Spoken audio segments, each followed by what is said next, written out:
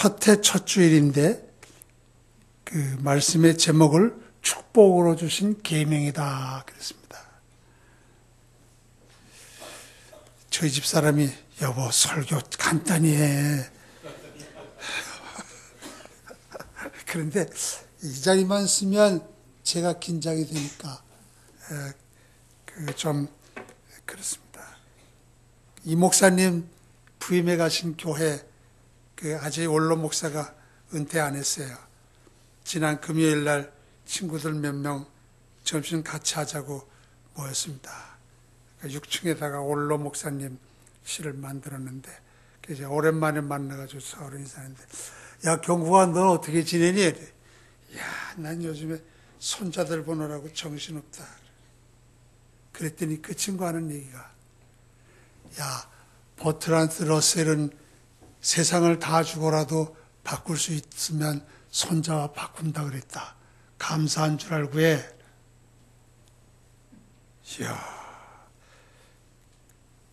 힘들지만 그 말 들으니까 또 그런가 그러더라고요. 러셀은 세상 다 주더라도 손자와 바꿀 수 있으면 바꾸겠다 그랬대요. 그런데 이 손자 손녀들이 커갈수록 힘들어. 왜 힘드냐면 지고 싶대로 하겠대. 먹는 것도 지고 싶대로, 어디 가도 뭘 사러가면 지가 사고 싶은 것만 사겠대. 할아버지는 밤날 할아버지만 좋아하는 거 사겠다고 그랬다.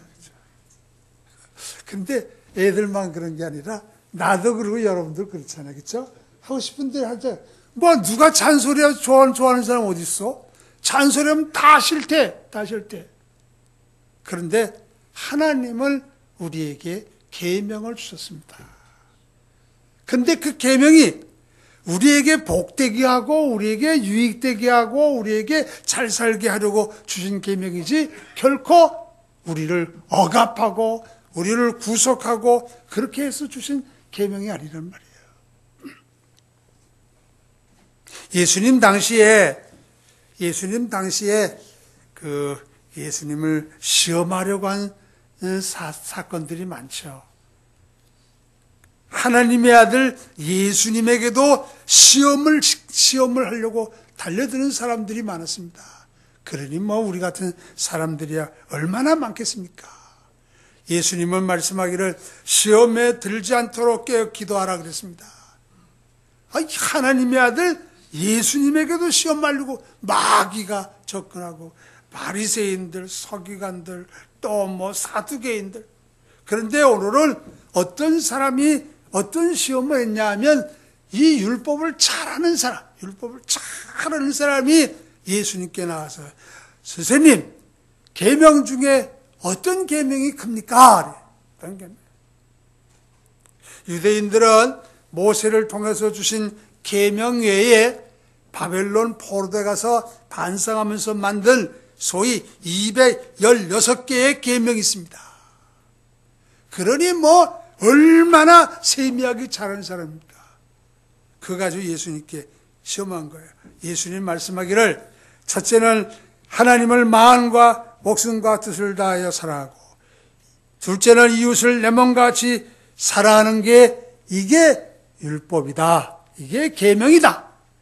성경에 10가지 모세를 통해서 변하지 아니한 돌에 새겨주신 십계명이 있지만 그 외에도 많은 계명들 있잖아요. 너희들이 반성해서 만든 616개의 계명이 있지만 그러나 그걸 다 집약해서 간단하게 말하면 하나는 하나님 사랑하는 거고 하나는 사람 사랑하는 거야.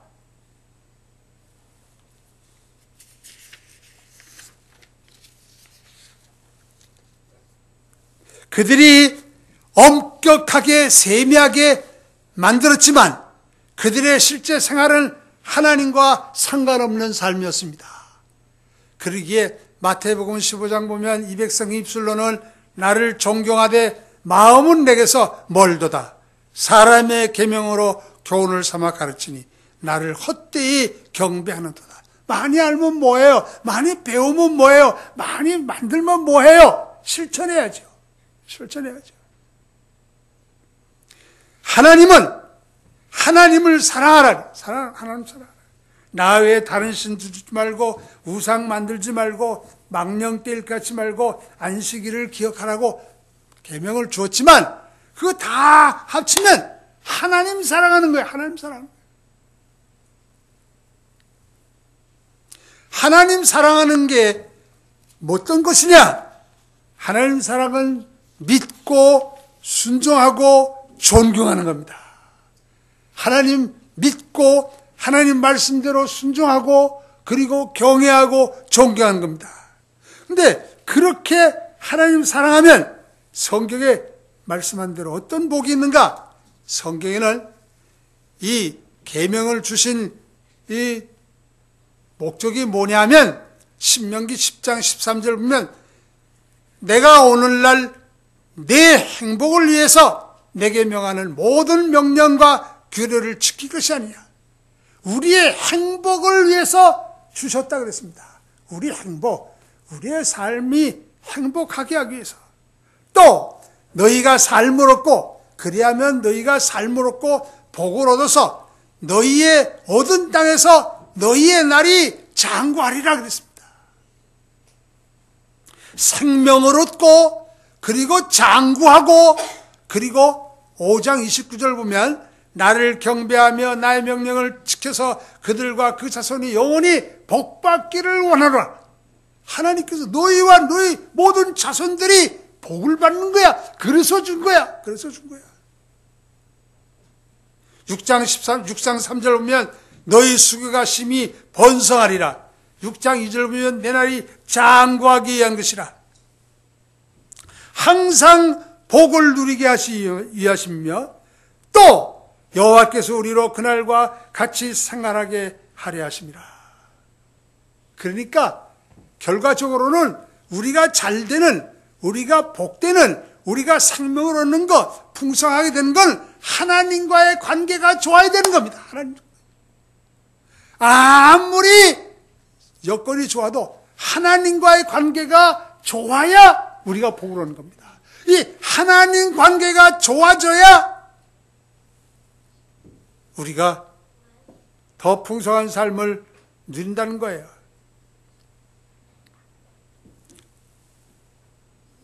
예수님은 나는 포도나무여 너희는 가지라 말씀하시고 나는 목자고 너희는 양이라 말씀하셨어요. 요즘 현대인들이 말해요. 현대인들이 살만 하니까 뭐 하나님과 관계는 그저 주일날 한번 예배 행위로 하나님 관계가 끝나버리고 마는 겁니다. 항상 언제든지 하나님 중심에서 하나님 관계가 좋아져야 되는 거예요. 아까도 일부 예배 때 말씀드렸습니다만은 애들이 어머니의 복중에 있을 때가 가장 행복한 거예요. 탯줄이 연결돼서 그냥 엄마가 먹는 거 애가 복중에서 10달 동안 그때가 가장 행복한 순간이야. 우리가 주님의 품에 안길 때 가장 행복해지는 겁니다. 하나님과의 관계가 가장 좋아져야 가장 풍성한 삶을 사는 거예요. 우리 영혼이 사는 겁니다. 우리 정신이 사는 겁니다. 우리 마음이 사는 겁니다. 우리의 삶이 사는 겁니다. 요즘 삶이 얼마나 유효해요. 그 사람들의 삶을 보면 죽었어요. 예? 언어가 죽었습니다. 생각이 죽었습니다. 꿈이 죽었습니다. 그러기에 하나님께서는 제일 큰 계명은 하나님 사랑하는 거야. 사랑하는 여러분, 우리가 하나님 사랑하십시다. 다 말씀드리기는 어렵지만 하나님 사랑하면 생명의 근원이신 하나님과 관계하시면 살잖아요. 예? 생명의 근원이신 하나님과 연결되면 살잖아요. 예수님과 연결되면 살잖아요. 가지가 나무에 연결되어 있으면 살잖아요. 생명 있는 삶을 사는 겁니다. 뿐만 아니라 빛의 근원이 되신 하나님 가까이 하면 시험이 없고 장애물이 없습니다. 하나님은 빛이시라. 빛과 항상 빛을 보며 살면 그림자는 항상 내 뒤에 있는 거예요. 제가 항상 말씀드렸죠. 빛을 항상 바라보면 항상 그림자 내 뒤에 있어요. 어둠이 우리를 실종하지 못하게 한단 말이에요. 얼마나 복입니까? 또 이사야 말씀한 대로 여호와를 앙망하면 새 힘을 얻잖아요. 다윗이 전쟁터에 갔다 오니까 다 잡혀갔습니다. 600명 자기와 같이 했던 군사들이 다윗에게 대모하는 겁니다. 당신을 따라갔다 우리 아내, 우리 아이들, 우리 모든 거 다 잡혀갔습니다. 그때 성경은 뭐라고 말해요? 다윗이 군급하며 하나님을 앙망함으로 새 힘을 얻었다 그랬습니다. 하나님을 앙망하면 하나님과의 관계를 누리면 세상 없어도 일어날 수 있어요. 사는 길이고 장애물이 없어지고 새 힘을 얻잖아요. 그리고 언제나 항상 감사하며 살 수 있습니다. 우리는 범사에 감사하라는 말을 익히 다 들었지만 하나님이 모든 것 하나님이 하시고 하나님이 섭리의 가운데 이루어진다는 믿음을 가지면 원망하지 않아요. 불평하지 않아요. 너 때문이야 내 때문이야 말하지 않게 된 거야. 이것도 하나님이 하시지. 감사. 얼마나 좋은 겁니까? 이 계명이 무거워요? 계명이 잔소리예요? 계명의 길을 막을래요? 우리에게 복으로 주신 겁니다. 복으로 주신 거예요. 우리 모두 하나님을 사랑함으로 이럴 복을 더 크게 누리기 기원합니다. 두 번째는 이웃을 내 몸처럼 사랑하라 그랬습니다. 이건 뭐 우리 수백 번, 수천 번 들은 거 아니에요? 성경에는요, 사람을 사랑함에 대해서 이렇게 말씀하셨습니다. 이식을 취하지 말라. 그리하면 내가 내 손으로 하는 범사에 복을 주시리라. 또 담보물을 받으면 그 담보물을 해가 지기 전에 돌려주라 그랬어요. 지금은 담보물 받으면 땅이든지 집이든지 이 부동산 가지고 은행에서 이 돈을 빌려주지만 옛날에는 그렇지 않으니까 전진물을 잡는 게 뭐냐면 주로 모포 같은 거, 모포 같은 것도 모포겠어요. 그냥 이렇게 그냥 너덜너덜거리는 담요 같은 거겠죠. 그 광야에서 사는 사람들 보면 너덜너덜한 거 그런 것들 가지고 덮고 산단 말이에요. 그래도 이거 줄 테니까 돈 좀 꿔줘. 받았어요. 그런데 밤이 돼도 돌려주지 않아. 야, 밤 돼서 돌려주지 않으면 그 사람 추워서 어떻게 살겠니? 그러니까 해가 지기 전에 돌려주라.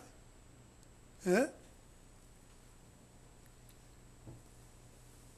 너를 위하여 축복하겠다 그래. 전진물을 돌려주라. 그것을 가지고 자지 말라. 너희를 위하여 축복하리니. 또 밭에서 이 곡식 거두다가 떨어뜨리면 그거 다 긁어가지 말고 놔둬라. 왜? 고아, 과부, 객 이런 사람들이 먹을 거 그거 먹고 사는데 그게 줘야 되지 않게 인색하게 그러지 마라. 이 구약 성경에 기록된 이 사랑에 대한 말씀입니다. 하나님과 사람을 사랑함은 가장 중요한 계명인데 이는 자연이로는 불가능합니다. 솔직히 못 사랑해요. 하나님 사랑하기도 어렵고 사람 사랑하기도 어렵습니다. 누가 가능할까? 하나님은 예수 그리스도를 우리에게 주로 주셨고 또한 성령을 주셨습니다.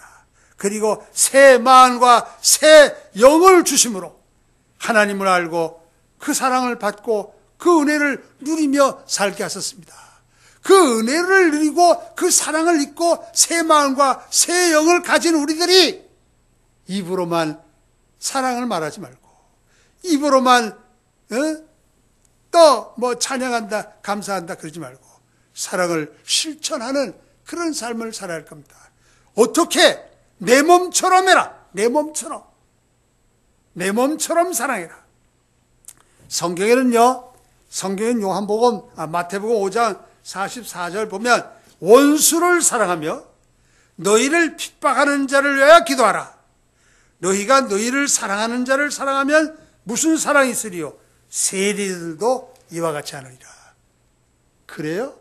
교회도 다 끼리끼리 하고 자기들끼리 하고 다 이 칸을 막아놓고 펜스, 울타리를 막아놓고 다 이러잖아요. 남을 사랑하는 자는 율법을 다 이루느니라. 그러므로 사랑은 율법의 완성이라고 그랬습니다. 그러니까 하나님 사랑하는 게 첫째고, 두 번째는 사람을 참으로 사랑은 여기 있으니 우리가 하나님을 사랑하는 게 아니라 하나님이 우리를 사랑하사 우리 죄를 위하여 화목제로 그 아들을 세상에 보내셨습니다. 사랑하는 자들아, 하나님이 이같이 우리를 사랑하셨은즉 우리도 사랑하는 것이 마땅하니라. 누구든지 하나님을 사랑하노라 하고 그 형제를 미워하는 자는 거짓말하는 자라. 보는 바 그 형제를 사랑하지 아니하는 자는 보지 못하는 하나님을 어떻게 사랑할 수 있겠느냐. 그러니까 우리가 하는 이 사람 사랑하는 일을 우리가 잘해야 된다는 거예요. 이게 성경에 살인하지 마라, 가늠하지 마라, 도둑질 마라, 거짓말하지 마라, 이 부모를 공경하라, 이 모든 계명은 하나로 만들 수 있는데 그게 뭐냐면 사랑하라는 거예요. 사랑, 내 몸처럼 사랑해라. 우리가 하나님을 사랑하고 그의 계명을 지킬 때 이로써 우리가 하나님의 자녀 사랑하는 줄을 아느니라. 하나님을 사랑하는 것은 이것이니 우리가 그의 계명들을 지키는 것이라. 새 계명을 너희에게 주노니 서로 사랑하라. 내가 너희를 사랑한 것 같이 너희도 서로 사랑하라. 너희가 서로 사랑하면 이로써 모든 사람이 너희가 내 제자인 줄 알리라. 뭐 성경 많이 배운다고 제자 되는 거 절대로 아니에요. 난 무슨 과정, 나는 무슨 과정, 난 제자. 뭐 제자 학교가 어디 있습니까? 제자 학교가. 사랑해야 참 제자인 줄 알리라. 많이 배우면, 성경 많이 알면 더 아주 남 판단 잘하고 남 시기 잘하고 자기 같지 않으면 다 잘라버리고 그러면 그 제자. 빛 가운데 있다 하고 그 형제를 미워하는 자는 지금까지 어두운 가운데 있는 자요, 그 형제를 사랑하는 자는 빛 가운데 가야 자기 속에 꺼리낌이 없으나 그 형제를 미워하는 자는 어두운 가운데 있고 또 어두운 가운데 행하며 갈 곳을 알지 못하라니 이는 어두움이 그의 눈을 멀게 하는 겁니다. 뭐 아무리 똑똑하다 그래도 사랑 못하는 사람은 눈 먼 사람이에요. 눈 먼 사람.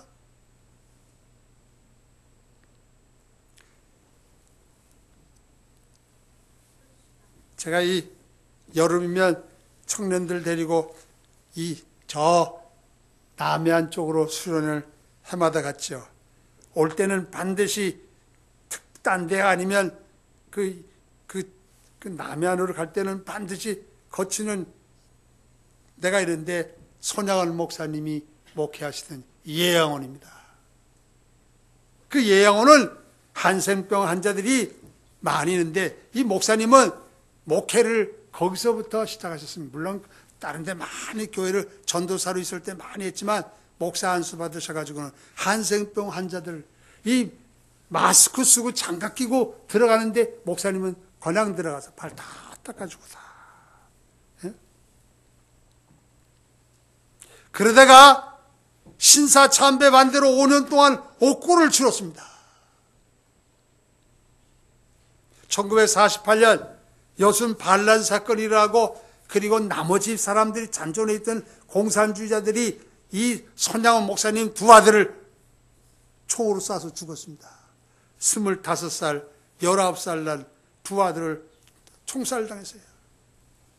그런데 일주일 동안 다 기도하는데 하나님께서 신사참배, 우상에게 절하지 않은 거, 그거 잘한 거지만 또 하나는 원수를 사랑해라. 야, 너 신사참배 안 한 거 잘한 거지만 원수를 사랑해야 되지 않겠니?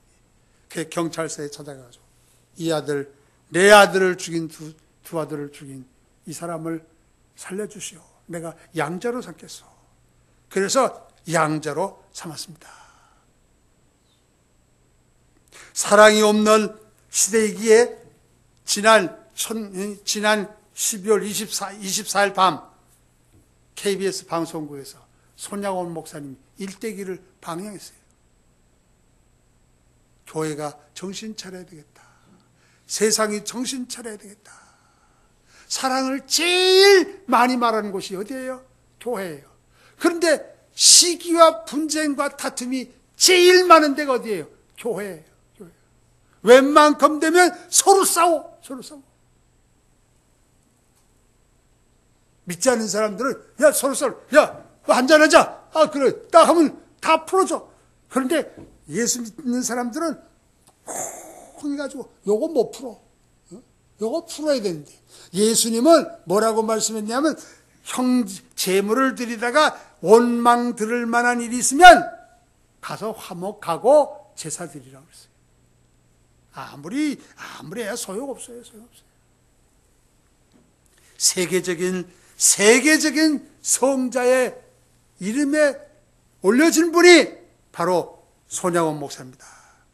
48살 때 순교하셨어요. 공산당한 데 잡혀가지고 총에 맞아서 죽었습니다.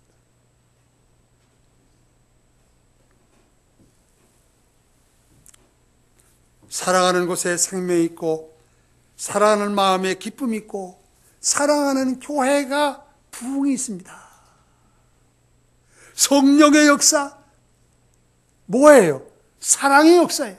성령의 역사 하나의 역사예요. 성령의 역사 뭐 뛰고 날뛰고 그게 아니에요. 성령의 역사는 사람에게 보여지도록 역사하는 게 성령의 역사입니다. 다른 것으로 사람을 이끌려 하지 말고 사랑을 실천하면 사랑의 씨앗이 퍼져 그것이 발화돼 가지고 자라 열매를 맺게 되는 겁니다. 사랑하는 여러분, 우리 서로 사랑하십시다. 이슬람교가 세계 6억이나 되는 신자를 확보했어요. 최근에는 이단이라고 하는 이 하나님을 아버지라 말하지 않고 하나님을 어머니라고 부르는 교회가 한국교회에 있어요. 동탄에도 있어요. 그런데 그 교회가 이단인데도 불구하고 50년 되는데 이 세계적으로 200만이나 돼서 교인들이 200만이 떵떵거리고 우리가 진려고 해요. 그 이유는 그저 사랑하는 거야.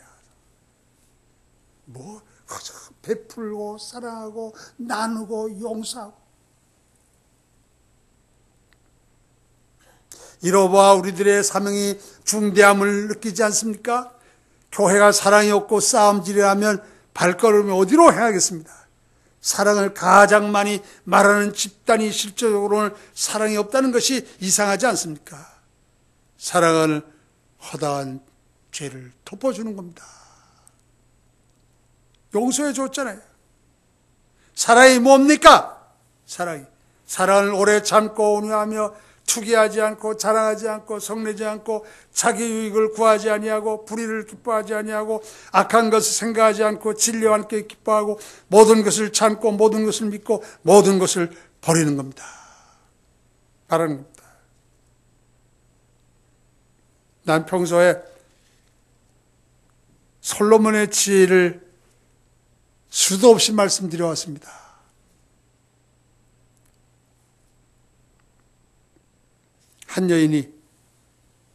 두 여인이 한 집에 살았는데 아이를 낳았습니다. 한 여인이 아들을 낳았습니다. 3일 후에 한 여인이 또 아들을 낳았습니다. 그런데 보니까 한 여인이 아들은 죽고 한 여인의 아들은 살아 있습니다. 가만히 보니까 내 아들이 아니란 말이에요. 이건 내 아들 아니요. 아니 이 사람 내 아들인데 당신이 왜 날 치는가? 서로 싸워. 솔로몬, 지혜로운 왕 솔로몬에게 왔습니다. 솔로몬이 가만히 듣고 있다가 칼 가져다가 이 아이 반을 잘라라. 한 여인은 아들을 위해서 불 붙는 것 같아 산 아들을 저에게 주고 아무쪼록 쪼개지 마세요. 다른 여인은 내 것도 되게 말고 내 것도 되게 말고 나눠주세요. 왕이 아들을 죽이지 말고 저희 여인에 주라고 진짜 어머니를 판결해 주었습니다. 유명한 솔로몬의 지혜를 보여준 겁니다. 이 여인은 자기의 이익만을 추구하지 않았습니다. 차라리 죽이느니 당신이 키우는 게 낫겠다. 이 여인은 내가 못 키워도 당신이 키우면 내 아들이 죽지 않고 살지 않겠냐? 믿음의 행위입니다.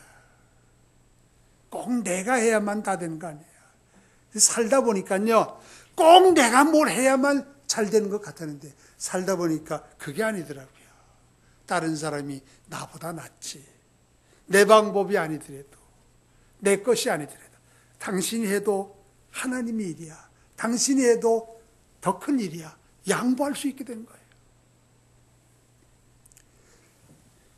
아들은 남에게 넘긴다는 뼈아픈 상황 속에서도 침착함을 유지한 진정한 사랑의 행위가 아들을 살리게 되고 참 어머니의 모습을 보여줬던 겁니다. 싸움이 왜 생깁니까? 분쟁이 왜 생깁니까? 양보 안 해서 그래요. 믿음으로 하지 않아서 그래요. 왜 그렇습니까? 진정한 사랑으로 하지 않았기 때문에 그렇습니다. 사랑하는 여러분, 하나님은 우리로 생명을 얻고 더 복되고 풍성한 삶을 살게 하시고 하나님을 사랑하고 이웃을 내 몸처럼 사랑하라는 계명을 주셨습니다. 겸허하게 성령님의 도움을 구하며 이 계명을 준행함으로 약속된 축복을 누리는 복된 한 해가 되기를 기원합니다.